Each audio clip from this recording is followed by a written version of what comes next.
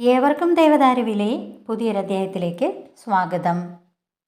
ഞാനിന്ന് നിങ്ങളുമായിട്ട് പങ്കുവയ്ക്കാൻ പോകുന്നത് ചില നക്ഷത്രക്കാർ നമ്മുടെ വീട്ടിലുള്ളത് വളരെയധികം ഐശ്വര്യം നമുക്ക് തരും.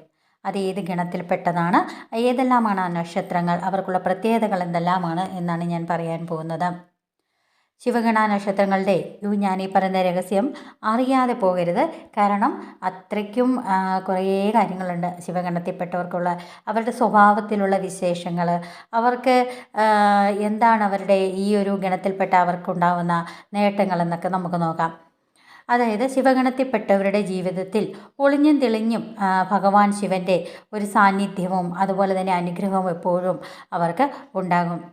ഇനി പ്രധാന ഘട്ടങ്ങളിൽ ഭഗവാന്റെ എല്ലാവിധ കൃപയും അവരുടെ ജീവിതത്തിൽ എന്തൊക്കെയാണോ നേട്ടങ്ങൾ എത്തുക, അല്ലെങ്കിൽ എന്തെങ്കിലും സങ്കടങ്ങളൊക്കെ ഉണ്ടാവുകയാണെങ്കിൽ ആ ഒരു സമയത്ത് ഭഗവാൻ അവരെ തീർച്ചയായിട്ടും കൈപിടിച്ച് ഉയർത്തിയിരിക്കും.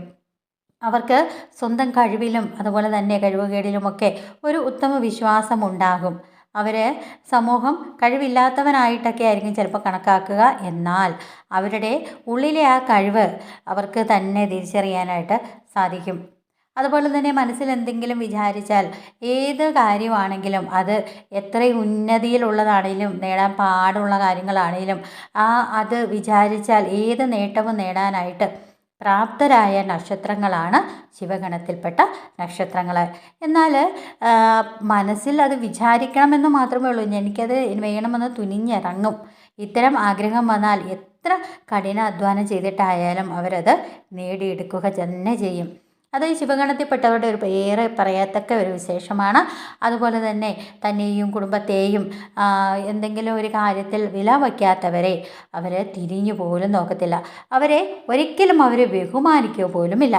അതിനാൽ ഈ ശിവഗണങ്ങളിൽപ്പെട്ട നക്ഷത്രക്കാരെ അഹങ്കാരി എന്നും അധികാരിയും എന്നുള്ള പേരുകളൊക്കെ ഇവർക്ക് ഉണ്ടാവാനായിട്ട് ഇടയുണ്ട്. ഇനി ഏത് നക്ഷത്രങ്ങളാണ് ആ ഒരു ഗണത്തിൽപ്പെട്ടത്, ഭഗവാൻ ശിവൻ്റെ അനുഗ്രഹത്തിൽ പ്രീതി ആയിട്ടുള്ള ഏത് നക്ഷത്രങ്ങളൊക്കെയാണ് എന്ന് നമുക്ക് നോക്കാം.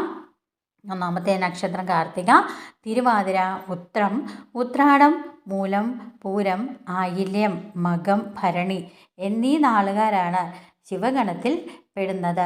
ശിവഗണത്തിൽപ്പെട്ടവർക്ക് ഞാൻ പറഞ്ഞത് തന്നെ നിങ്ങൾക്ക് എല്ലാവർക്കും അറിയാം. ആ ഗണം തന്നെ ഭഗവാൻ ശിവൻ്റെ പേരിലാണ് അറിയപ്പെടുന്നത്. അതുകൊണ്ട് തന്നെ ശിവഭഗവാന്റെ എല്ലാവിധ അനുഗ്രഹവും അവരുടെ എല്ലാവിധ നേട്ടങ്ങളിലും അതുപോലെ തന്നെ സങ്കടങ്ങളിലൊക്കെ ഭഗവാൻ അവരെ കൈ ഉയർത്തി അനുഗ്രഹിച്ച് കൈപിടിച്ച് കരകയറ്റും എന്നതിൽ യാതൊരുവിധ തർക്കവുമില്ല.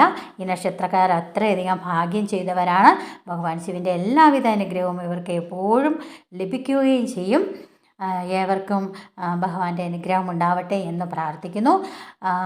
എൻ്റെ ഈ ഒരു ചാനൽ നിങ്ങൾ ആദ്യമായിട്ടാണ് കാണുന്നതെങ്കിൽ ദയവായി സബ്സ്ക്രൈബ് ചെയ്യാൻ ശ്രമിക്കണേ. അതോടൊപ്പം ഞാനിടുന്ന ഓരോ വീഡിയോയും നിങ്ങൾക്ക് ലഭിക്കുന്നതിനായിട്ട് ബെല്ലൈക്കൻ കൂടി ഒന്ന് സ്പർശിക്കുക. ഇതുപോലുള്ള എൻ്റെ അറിവിൻ്റെ പരിമിതിയിൽ നിന്നുകൊണ്ടുള്ള എനിക്കറിയാവുന്ന കാര്യങ്ങൾ നിങ്ങളുമായിട്ട് അടുത്ത പുതിയൊരു അധ്യായത്തിൽ പങ്കുവയ്ക്കും വരെ നന്ദി, നമസ്കാരം.